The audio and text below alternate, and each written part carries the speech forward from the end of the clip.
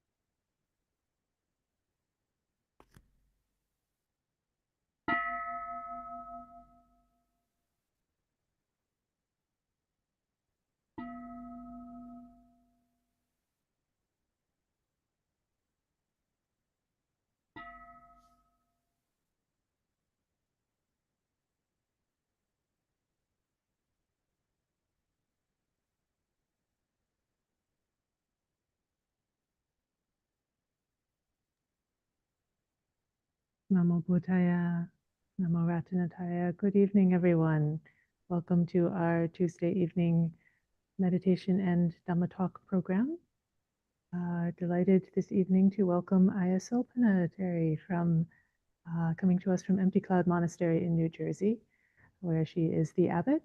And I know many of you know her from her many years at Dhammadharini as Vice Abbess here, and she led these programs here for many years. And we're delighted that she can still join us even from afar, even on a late night there. Just very happy to have her with us. So welcome back to Ayya Sobhana. And she's going to be leading us this evening in a program on the topic of what is mindfulness, which the Buddha said mindfulness is the one quality that is always useful. You can never have too much. So very interested to hear Ayya Sobhana's thoughts. Seems like she has some new ideas about, or something to share with us about this topic. And very happy. Welcome, Ayya. Okay. Please.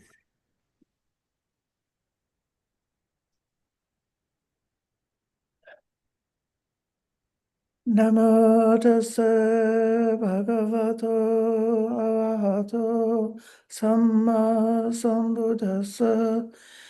Namo tassa bhagavato arahato samma sambuddhassa. Namo tassa bhagavato arahato samma sambuddhassa. Buddham dhammam sangham namasami.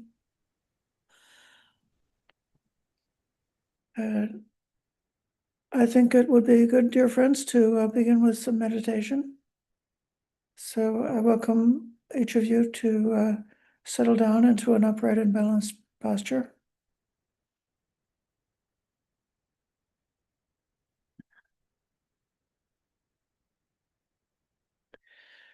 Organizing the body in a way that's comfortable so that one can sit without moving.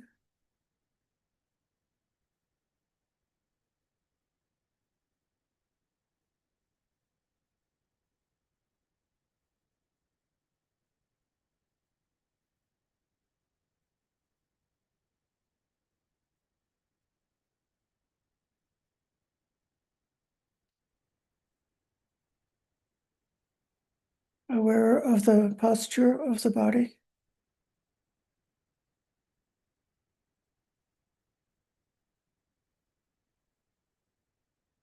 Whether sitting, standing, or lying down.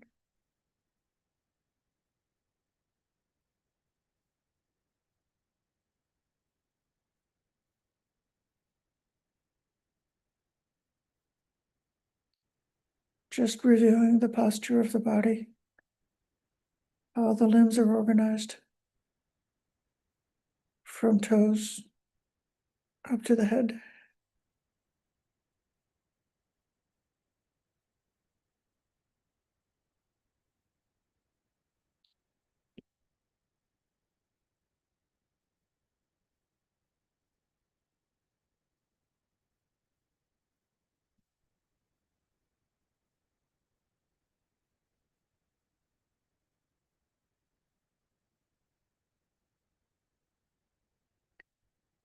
Directly aware of the body.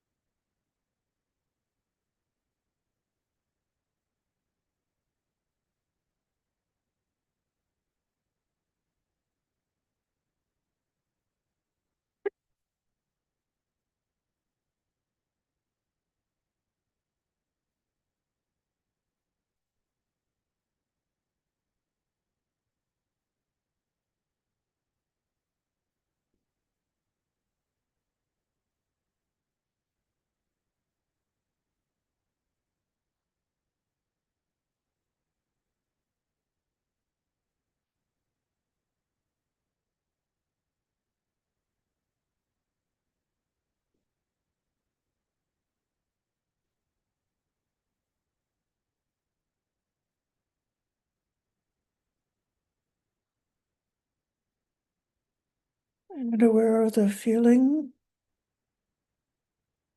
just at this moment, what it's like sitting here in meditation.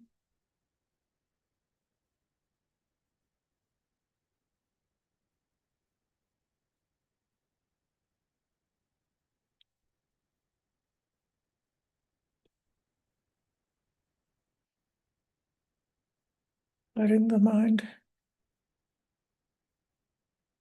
include awareness of the entire body from head to toe, or any part of the body that's noticeable, and aware how that feels.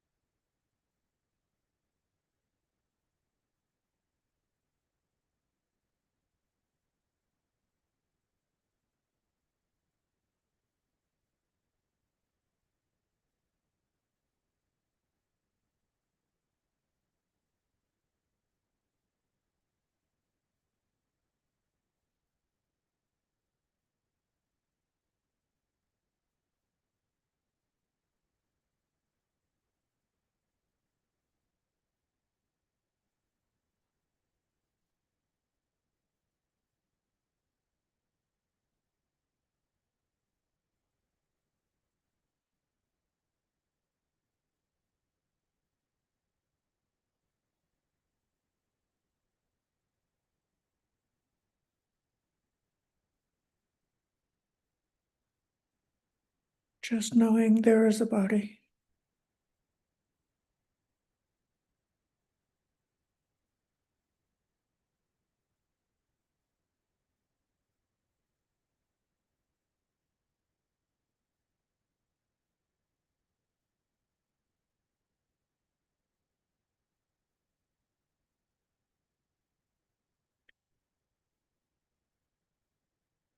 And aware of the state of mind.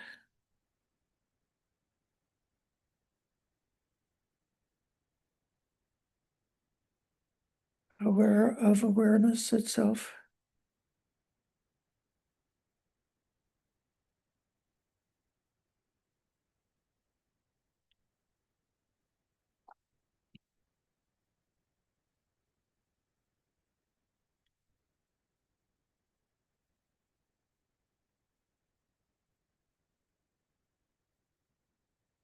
and how it feels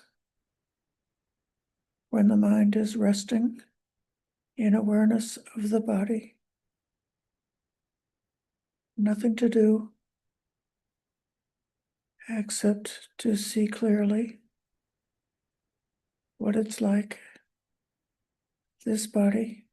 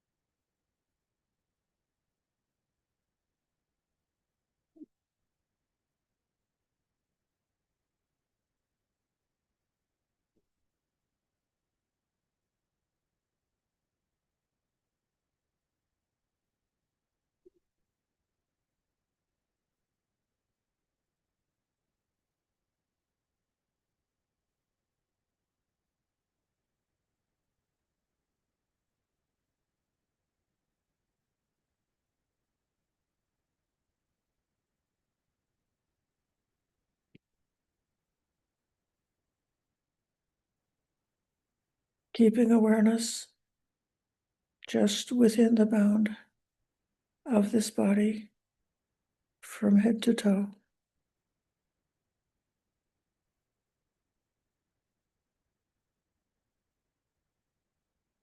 Awareness of feeling, awareness of mind.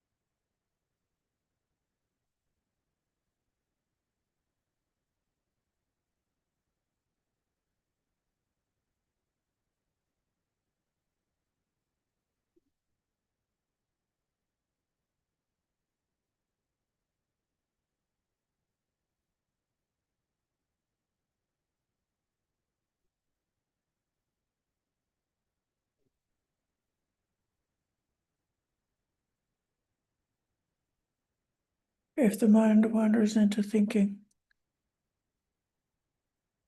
notice what that's like, how that feels,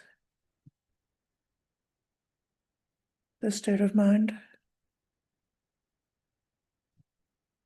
If the body changes when the mind is thinking, or when the mind is simply resting in awareness.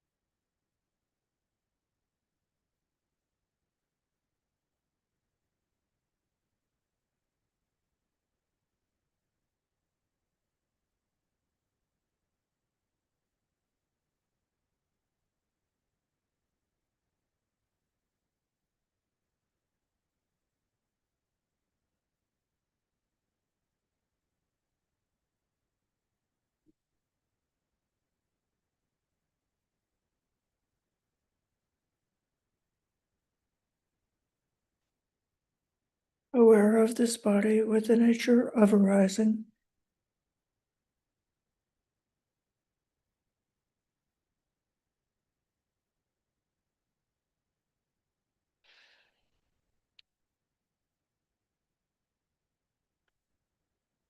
with the nature of ceasing.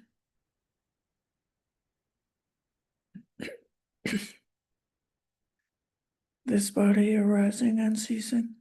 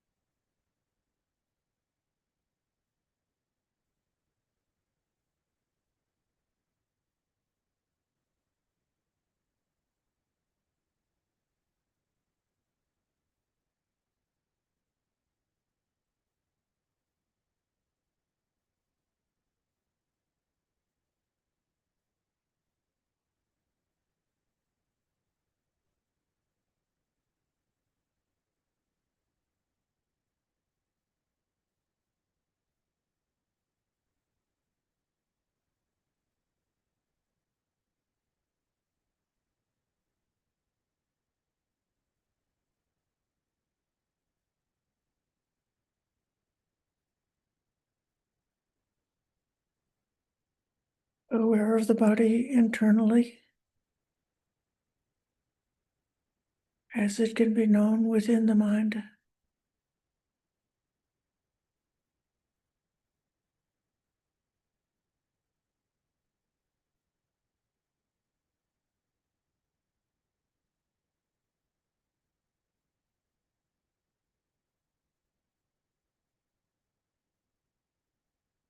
And aware of the body externally, no different than all the bodies in the whole world.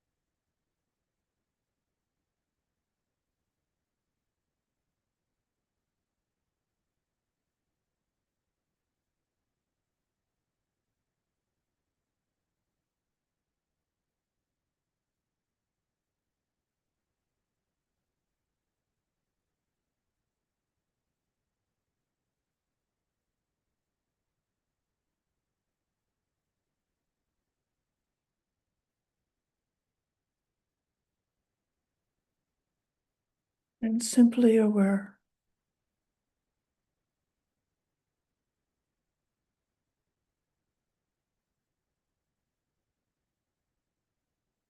With just the bare knowledge,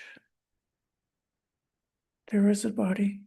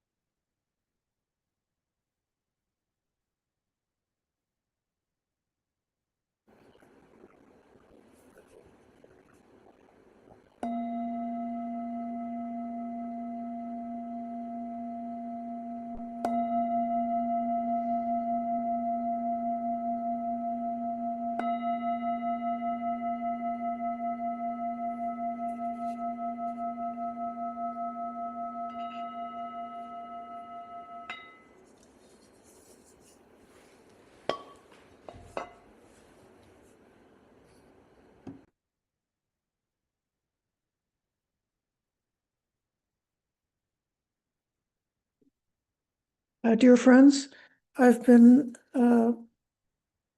pondering the theme of mindfulness uh, with an idea to revisit the way that I had learned it many years ago and to consider some of the ways that with the mindfulness movement in modern times in the West, there's been a lot of explanations or psychology, um, uh, how the practice of mindfulness is beneficial.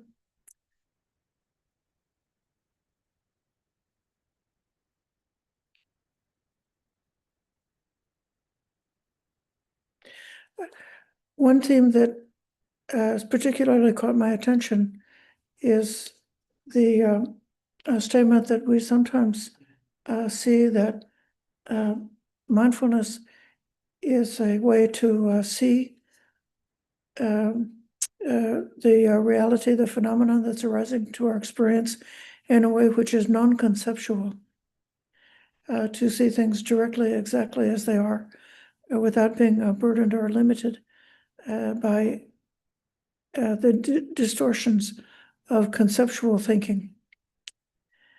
And what I want to do tonight is to explore a little bit why that sort of captures an aspect of mindfulness, but it's not quite accurate.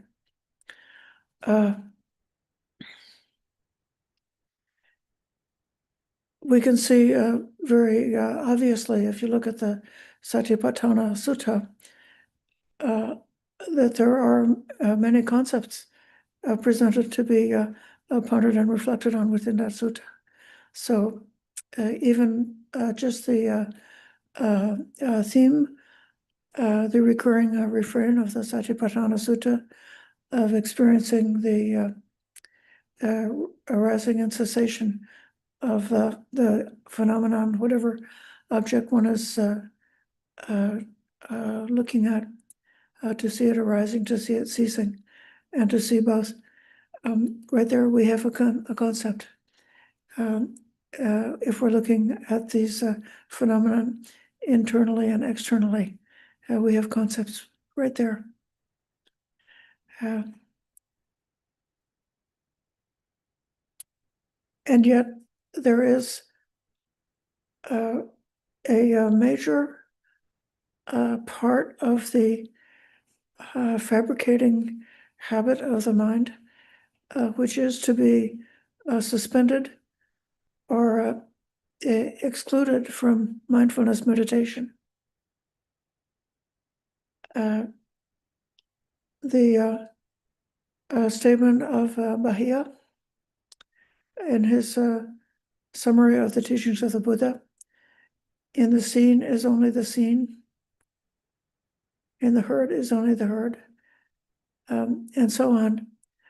That, in a way, is a very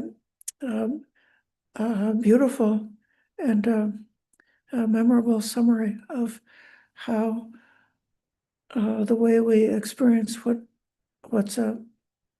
what's available for us to experience in mindfulness meditation is taken in the utmost of simplicity, without a lot of opinions or intentions or ideas or emotions, just to see whatever is coming up to our awareness in that utmost simplicity, which has a quality of truthfulness, to see them exactly as they are.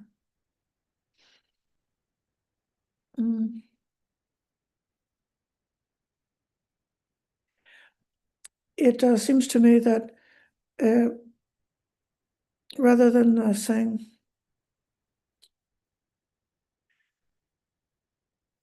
that the mindfulness is non-conceptual. You could say that certain typical mental habits are excluded from mindfulness. And this is what makes mindfulness a special state of mind. So what are some of the things that are avoided when mindful? If this happens to you, you might realize what's going on and then come back to mindfulness. One is a distraction, or what you could say absent-mindedness, the being unaware of what's going on in the here and now. Mindfulness, particularly, it takes processes that are ordinarily done by habitually, so that this can be controlled without conscious awareness. So taking a breath is not usually consciously controlled. It's something that's happening in a different part of the brain.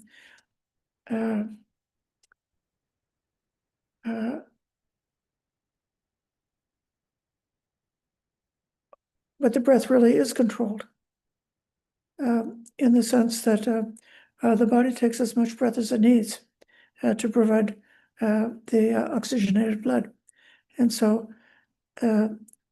it's managed by a part of the brain which is unconscious, but we're able to bring the breath up to conscious awareness and to be and to focus attention there. Likewise, when looking at the postures, for example, normally an adult person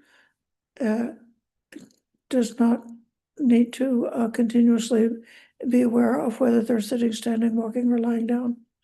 Well, we don't need to do that. In some way, those facts are processed and part of awareness for the management of life, but not in a way that's brought up to the level of conscious awareness. So this process, this is called upatthana, is the aspect of presence of mind.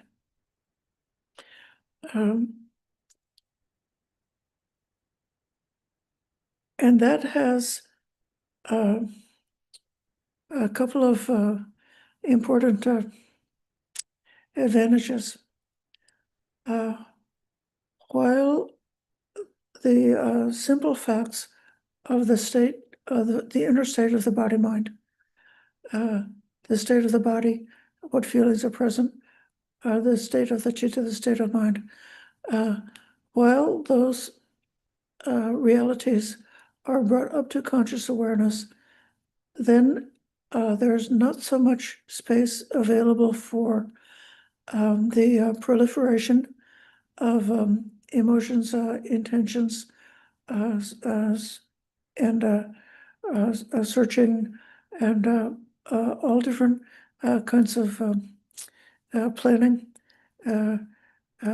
all different kinds of states of mind that are motivated by craving, and which are designed, it's a kind of a part of the process of grasping and holding on to our existence. That whole realm of thinking is what normally actually does occupy the mind all day long.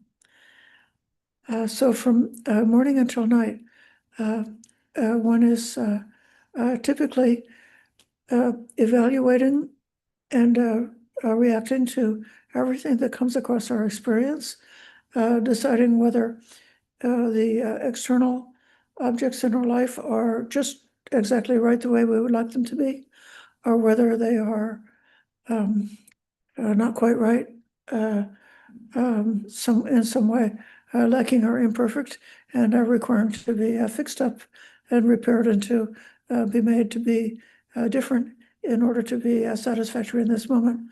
So then the mind is continuously thinking of ways to manipulate our reality to make it more comfortable, more safe, more supportive to life.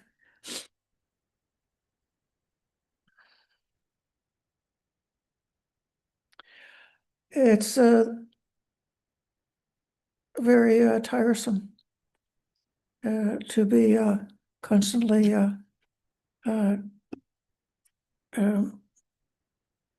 trying to control and manage our reality.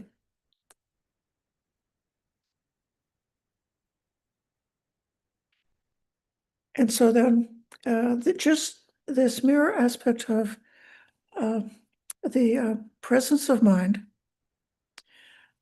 which is going to be directed internally towards the inner states of the body-mind. That is helping to block off some other kinds of proliferation. And that is by itself profoundly healing, letting the mind have a bit of a break from craving and grasping.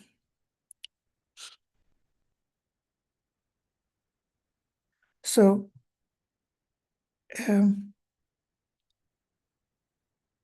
this distraction or absent-mindedness, this unawareness of what's going on here and now, is particularly referring to being present for what's happening within. Then another kind of thinking, another aspect of the mental process that I believe is excluded from mindfulness are the volitional formations. So volitional formations, those are the karma formations. So if I am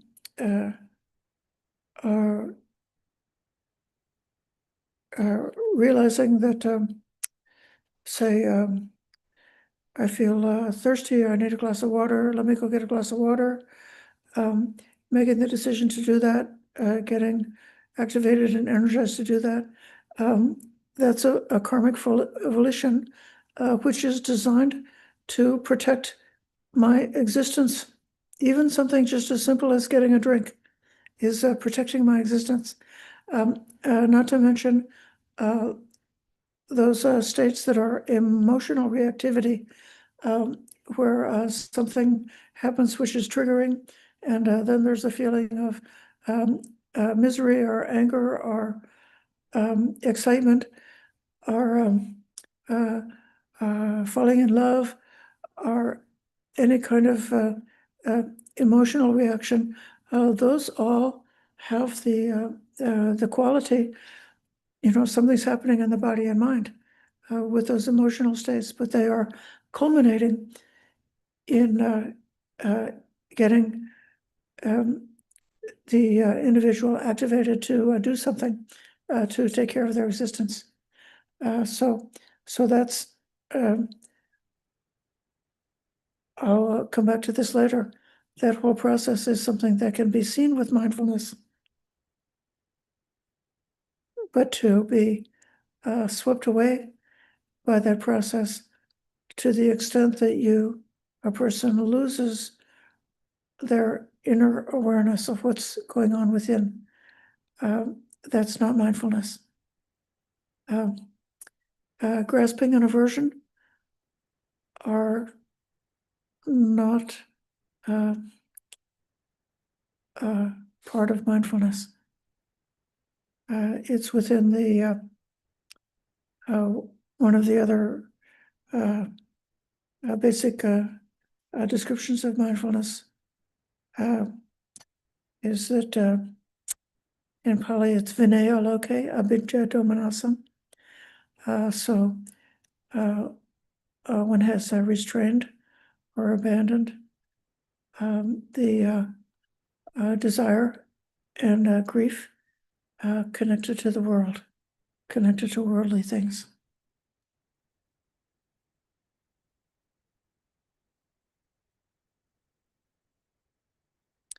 Another something that I think is excluded from mindfulness, or what we are striving to exclude from mindfulness, are the arising of views, clinging to views. The whole idea that my view is right, every other view is wrong. And we could take on another occasion and look at the Sutta Nipata 4.5, the Sutta on quarrels and disputes. And that's going to be part of my study during the coming months of one of the great examples of what is not, it's the opposite of mindfulness, the anti-mindfulness. So it is kind of interesting in a way because the truth factor is what we're aiming for with mindfulness is to see what's arising, the phenomena that's arising, exactly as they are, to see them truthfully. But to see something truthfully means to see with a completely open mind, to allow the phenomenon to reveal themselves to us just as they are, so that there's the possibility for some kind of a discovery of aspect of phenomena that were not apparent to us before. So it's because of that presence of mind, that curiosity, and that interest in seeing as they are, that allows us to arrive at the truth, and that's can be contrasted with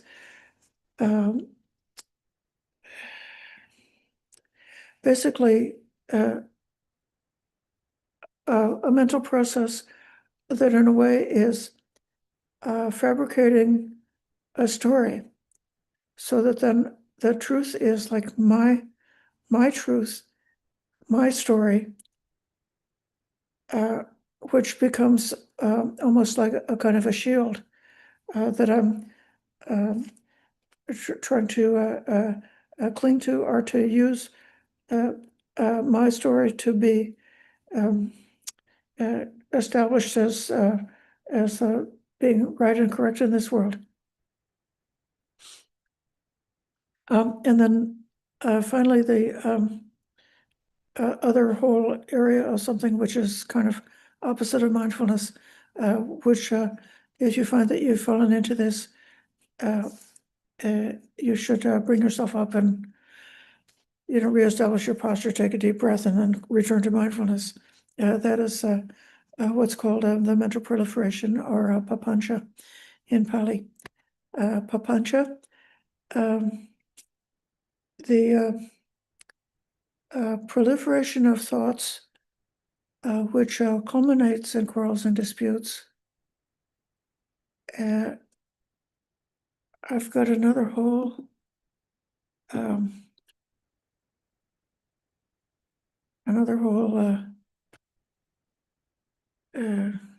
page in my computer about papancha.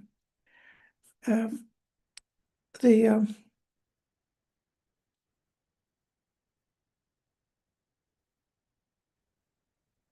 main key factor that distinguishes papancha from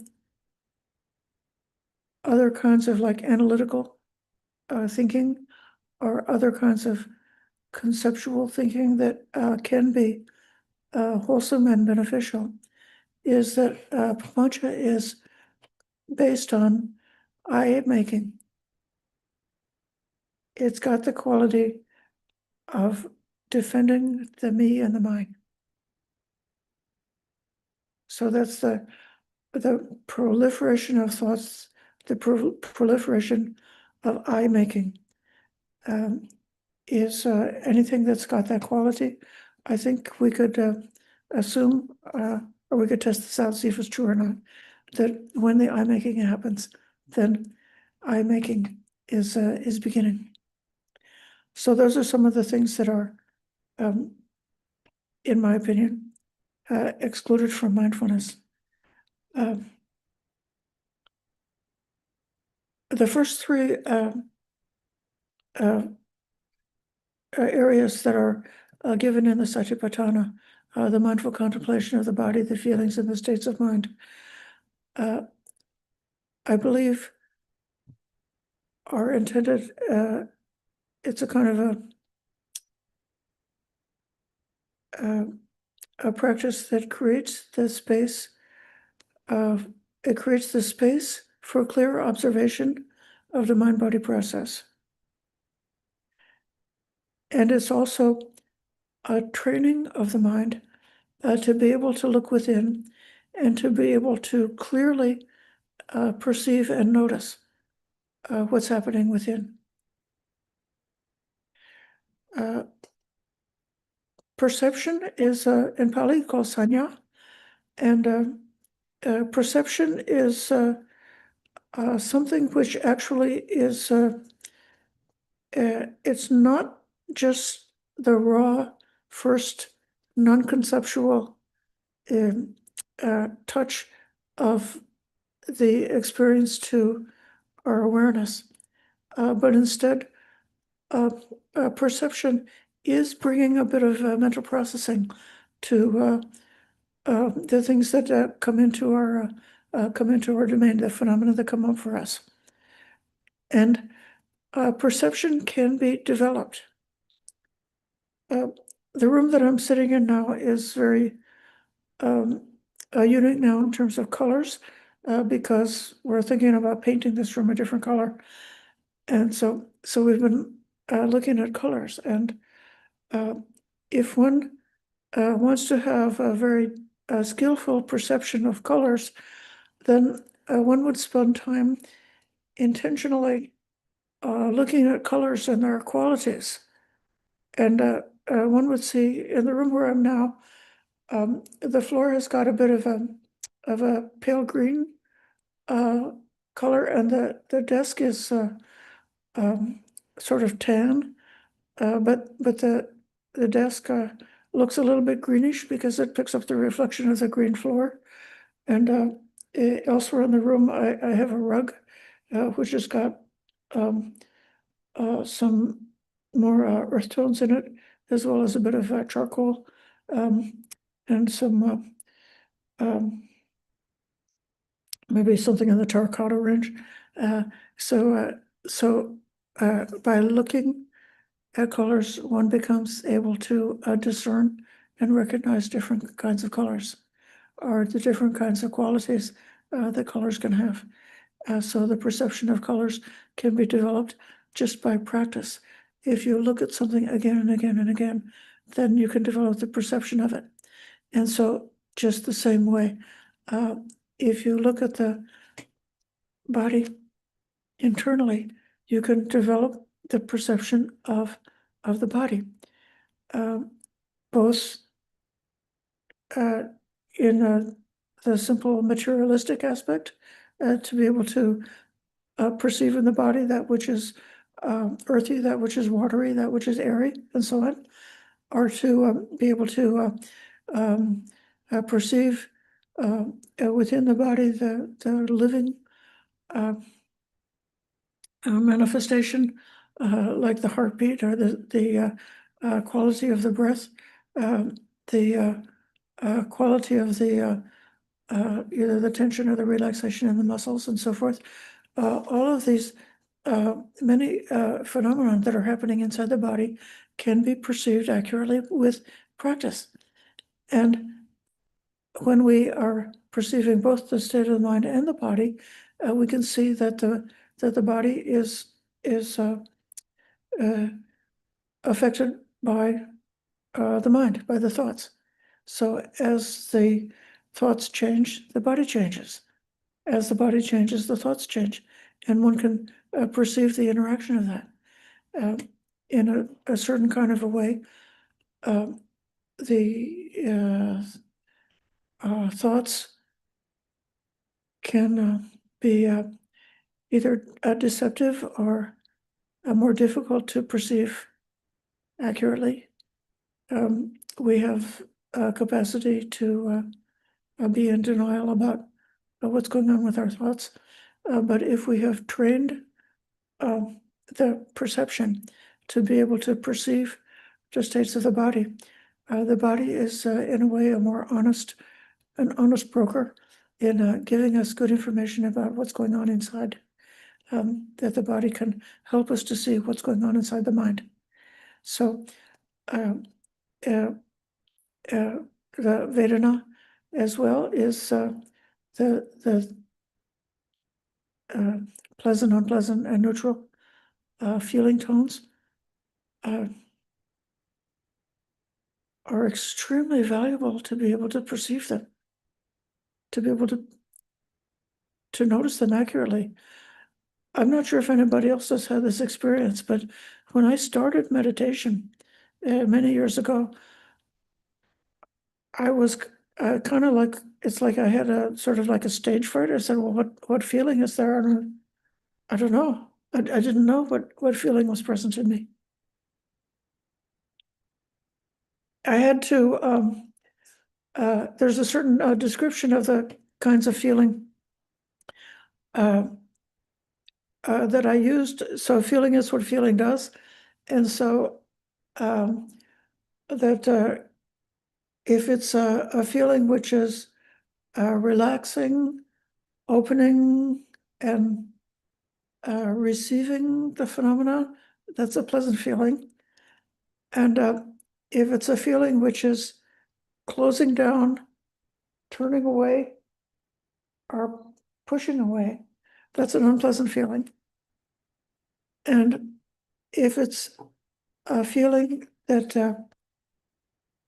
has a quality of freedom, that it doesn't need to go in either direction towards an object, that's a neutral feeling. So I had to kind of like apply that descriptive thing in order to teach myself and to learn how to perceive Vedana, how to perceive the Vedanas. And likewise with the states of mind, it's an aspect of practice to develop the perception of different aspects of the body, of the feeling, and of the mind. So it's not only that you have developed the habit of looking within, but you've also become more skillful in looking within and to be able to recognize the different states. Then my idea is that the fourth foundation, the Dhamma, the foundation, the contemplation of phenomena, that the way that's can be practiced is that once one has mastered the first three foundations, then it's possible to bring Dhamma ideas to mind while simultaneously being aware of the impact of these Dhamma ideas, how the state of mind, the feeling, and the body is changing when these different wisdom ideas are present or when they're absent. One of the aspects of mindfulness and how it's described is in terms of memory. So the related verb sarati literally means to remember. And so how does right mindfulness relate to memory. In the description in the sutta, there's one that's very commonly referred to, which is that mindfulness enables us to remember things that happened a long time ago. And that description is not very obviously relevant to the four foundations of mindfulness. But in that same sutta, there's it's in the Sutta Nipata. If you want to look it up, if you go to 46.3, okay, in the Sutta Nipata, it gives that description of remembering things long ago, but then it's as if the authors were not satisfied with that description. And then it goes on to say, having heard the Dhamma from an inspiring teacher, the monk recollects that Dhamma and thinks it over. By doing so on that occasion, the monk arouses, develops, and fulfills the enlightenment factor of mindfulness. So this is mindfulness in context of the 7 factors of enlightenment, the 7 bojjhangas. So the this is the wholesome conceptual thinking, which is part of mindfulness. One can bring these Dhamma ideas to mind while being aware internally. There's something that I read when I was reading up on mindfulness. There's an article by Bhikkhu Bodhi called "What Does Mindfulness Really Mean? A Canonical Perspective." And Bhikkhu Bodhi criticizes Bhante Gunaratana. So that really caught my attention. 2 of my really totally favorite Dhamma teachers having a difference of view. So what Bhante Gunaratana had written was that when the mindfulness is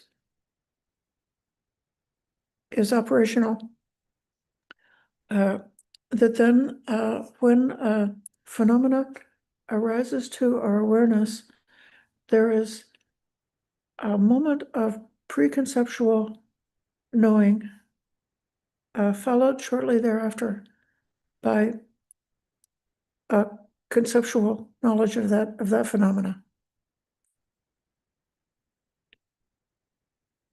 And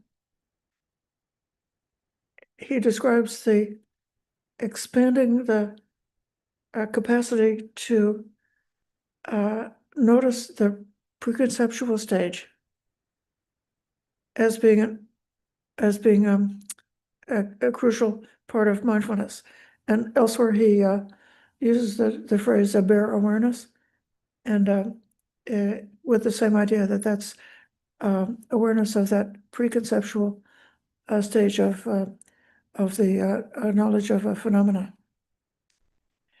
And Bhikkhu Bodhi criticizes this as being not in agreement with the sutta, because the suttas give so many different concepts as being part of the mindfulness practice, number one. And number two, he feels that Bhikkhu Bodhi feels that the writes that the bare awareness, like just the bare awareness that there is a body, as is described in the refrain of the Satipatthana, that should not be confused with manasikara.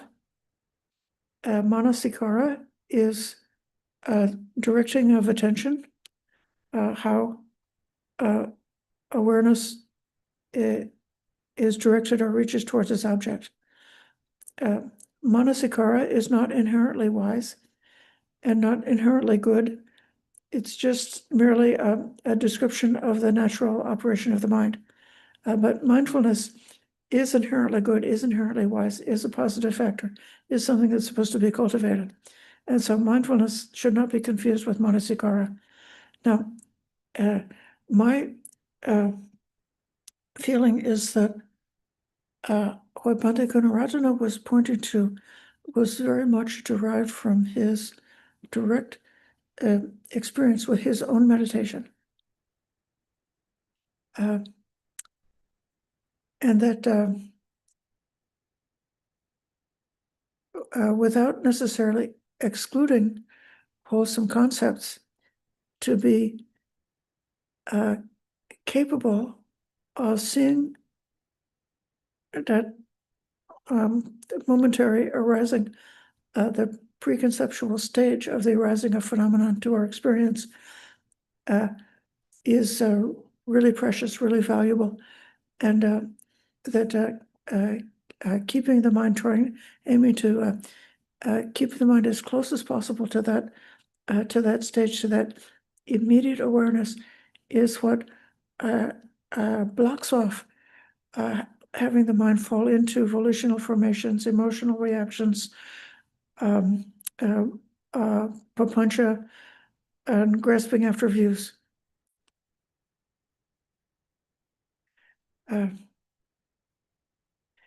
I myself can notice, I don't perceive it just the way that Bhanteji does, but I notice in connection with,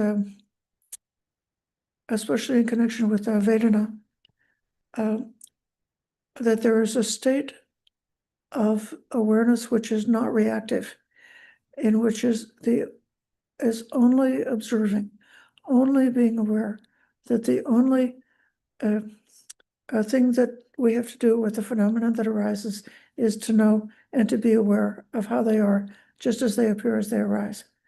And that quality is really completely different when one flips over into a different kind of thinking. It's I call it volitional thinking, the type of thinking we do when we're planning the shopping list, or reacting to some emotional reaction where we're trying to review something that happened and trying to make it different, or trying to plan or trying to build some kind of a story that's got some kind of an aspect of I-making in it. And so one can, if one has developed this kind of mindfulness that I think Bhanteji was pointing to be aware of that first instant of a phenomenon arising to the mind and trying to stay there without going on. It's meaning not going on to the proliferation based on I-making. When one does become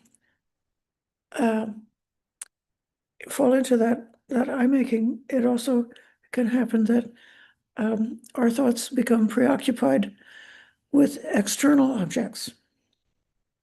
So rather than may I have some hot water, please? Thank you so much. So sorry. Rather than directing our awareness to what's going on inside, one directs the awareness to something happening outside, to that person, that thing, that problem, that shopping list, that's something outside. And when the mind becomes preoccupied or even obsessed with things outside, then those objects become something like a basis for maintaining of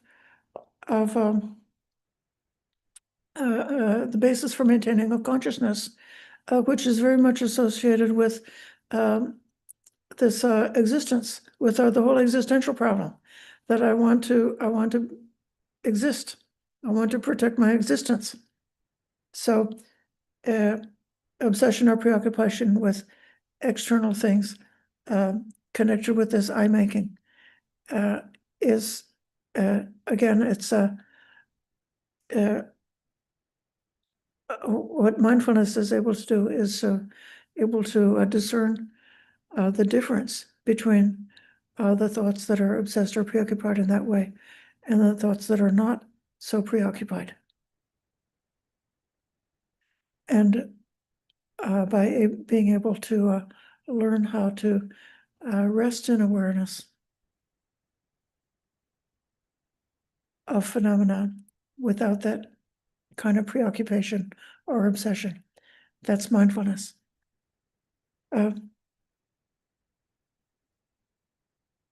There's some positive qualities that are associated with mindfulness. One I already mentioned is presence. One is, well, atapi, or energy or ardency, or having an interest. One is continuity, or having the continuous attention towards the inner states. Another quality I would say is contentment, but I don't mean contentment with wholesome and unwholesome states of mind. That's kind of like a mistake of that in the way mindfulness is sometimes presented in therapy. They're trying to teach people not to be so obsessed with, so guilt-ridden and so judgmental against themselves, so to try to like relax and have a more like a compassionate self-acceptance. And so they teach a non-judgmental awareness of states, and that's okay up to a point, but we want to abandon the things that are poison, not welcome poison into our lives. And so, but this contentment doesn't mean that we're content to rest cogitating and chewing and obsessing about toxic thoughts. Instead, the contentment is the contentment with the world. Contentment with reality, with the outside reality. This vinaya loke abhijja domanasam, giving up sorrow and greed and sorrow towards things in the world. That's the contentment. You are content with the world. So when we're disappointed with people, disappointed with things, disappointed with politics, disappointed with the weather, disappointed with the aging and illness of our own body,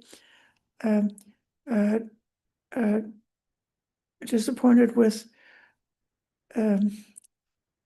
our karma,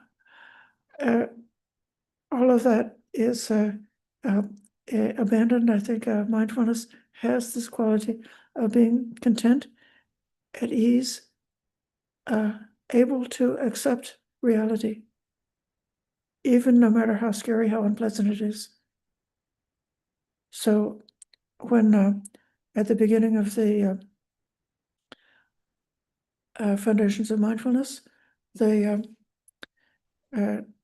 the contemplation of the corpse, or when they have the contemplation of the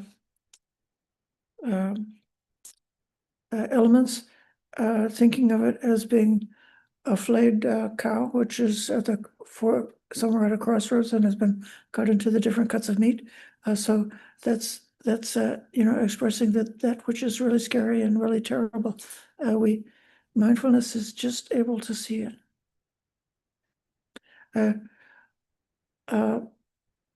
Mental clarity or a lucidity of the mind, that's a quality of mindfulness. And understanding the meaning or the significance in context, that's really the sampajana. You get sati sampajana together all the time. That's called mindfulness and clear contemplation. So as mindfulness develops more and more and more, it's accompanied by understanding.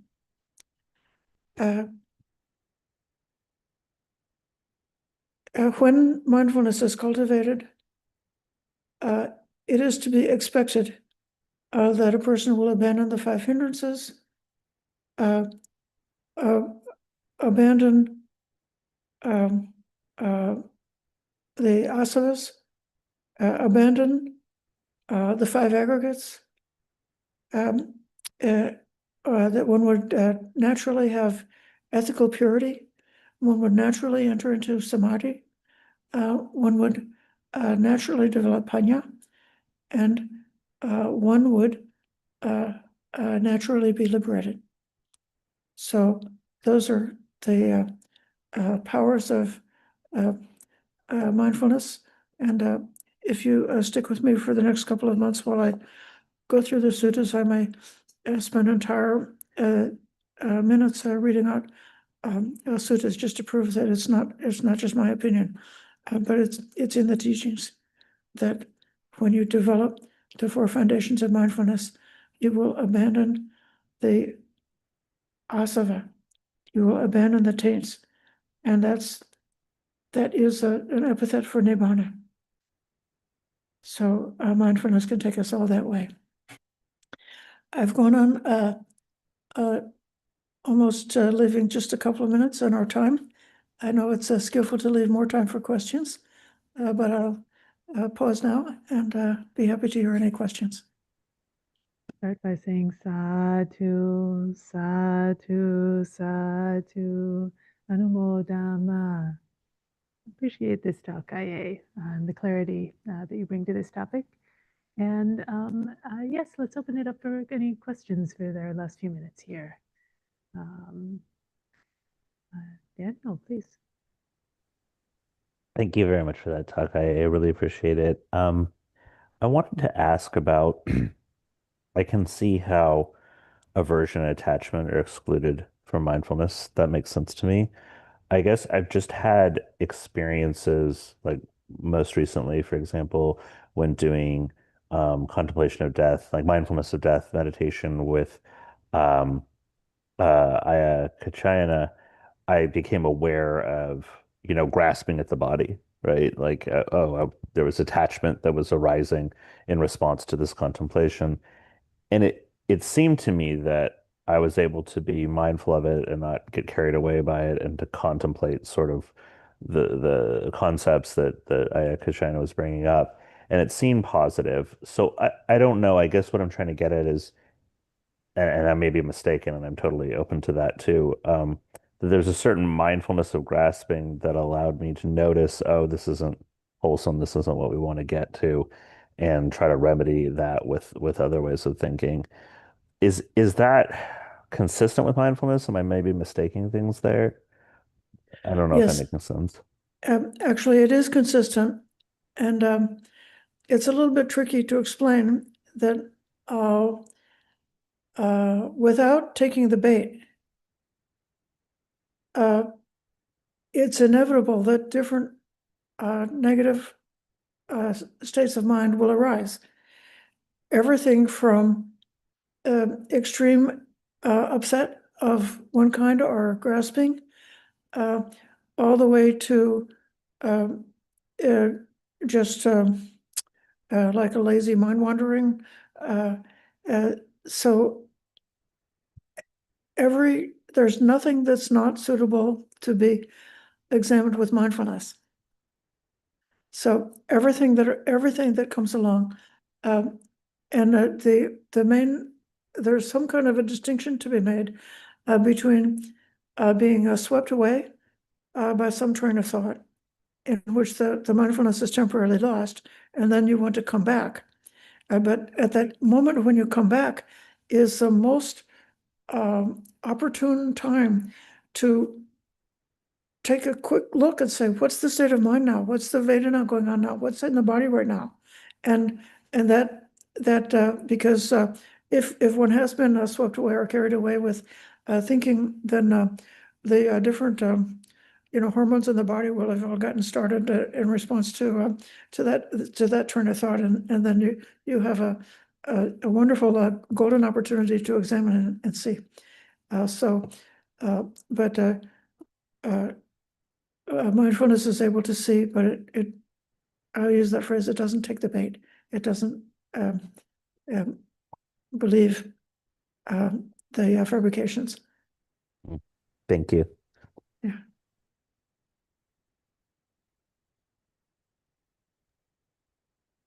Okay, maybe time for one or two more if needed.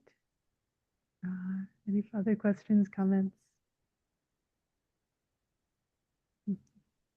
Ananaya, yes, please.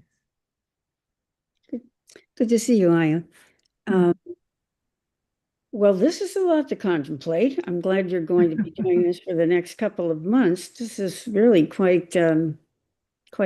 And I think the bottom line, this is something that it's an ongoing thing. Accepting things as they are. That's the bottom line. You put that very, very, very clearly that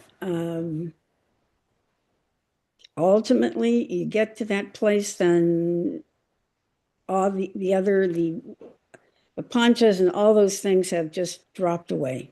It's like, this is how it is, and be perfectly fine and perfectly calm, simply observing that this is how it is.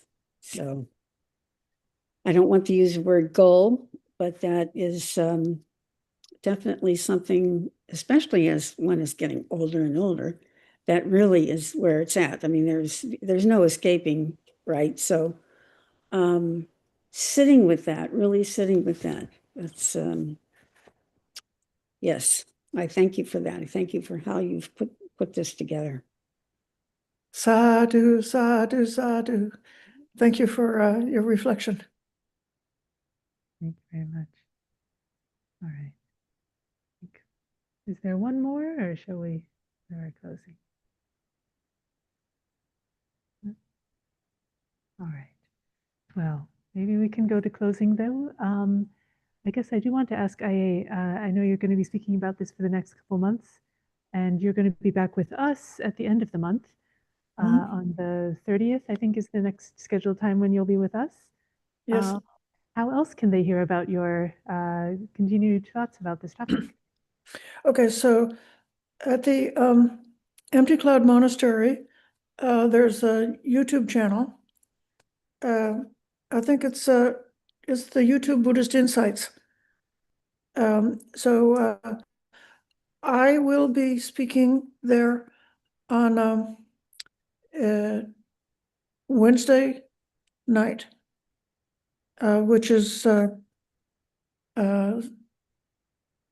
it 7:30? 7:30 Wednesday night, 6:30, 5:30, 4:30, so 4:30 in the afternoon in California. On Wednesday, that will be consistent. And depending on who else is around, I may be picking up some other slots, but that's less predictable. You have to just look on the YouTube channel to see what's happening. The other thing is that I do have a very informal Zoom conversation with some of my pals, and it's I'm not publishing it publicly, but if you send me a note if you're not getting the announcement of my twice a month Zoom conversations, I can put you on the list and send you the link for that. And that's it's not really a Dhamma talk, it's really more like conversation. Sadhu, sadhu. Yeah. Thank you for sharing that. Ayya Katrina, can you say when you were coming back? You're leaving on Uh, Sunday, right. right? Yes, so I'm actually Hey, flying. remind everybody where you're going and how long you'll be gone. Yes, I was going to mention that next. I'm actually going to be away for the next a couple weeks. I'm leaving on Saturday. We're going to Nepal and India for pilgrimage, walking the route that was walked by the first bhikkhuni, Mahapajapati Gautami, the Buddha's foster mother, the woman who raised him. She left the palace in Kapilavatthu with 500 women and walked 300 kilometers and requested full ordination from the Buddha. And received it and ordained and became an arahant in no long time afterwards. So we're commemorating that long walk, and we'll be not walking the whole thing this time, but we'll be sort of visiting sites along that route and walking and traveling with a group of about 100 monastics, 70 bhikkhunis and seminaries, and then there will also be a temporary seminary ordination program that will happen with about 30 participants, we expect, including, well, Paula's going, our isn't she? regulars here, not here tonight, but Paula will be joining that. Also, Bornali, you're also joining us. So I guess you're getting ready to travel too. Oh, wonderful. Great. And so I'll be away for the next few weeks, and we'll have some guest teachers joining for this program. Next week we'll have Ayya Niyanika. Following week we'll have Ayya Santachita, and then we'll have Ayya Sobhana back at the end of the month. So I hope you'll tune in for those. Yep. We also, Ananeo will be part of a special Sunday morning program this Sunday. So together with our good friend Upasamaya Shirley, they'll be leading our Sunday morning meditation coming up. So I'm sorry to miss that. I'm actually really interested to see how that goes. So I think it'll be good. I'm happy about it. All right. Well, with that, thank you very much, Ayya Sobhana, for joining us this evening and sharing us. And we can close by paying our respects to the Buddha, Dhamma, and Sangha, and then to our teacher.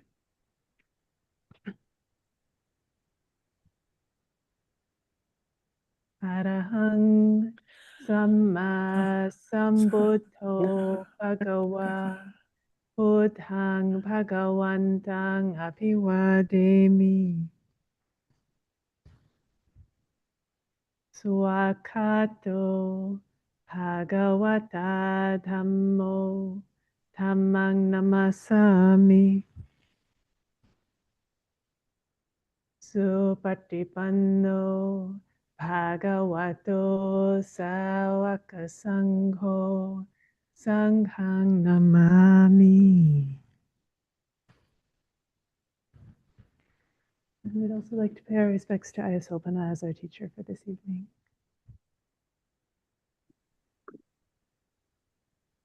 Nati janang apanyacha panyanati jayato yam hi jan japanyacha savene bana santike. Two. Okay, I don't recognize that one. Sadhu, Sadhu, sadhu, sadhu. Sadhu. Thank you very much, Ayya, and thank you everyone for joining us this evening. thank you, Ayas. Thank you. Okay.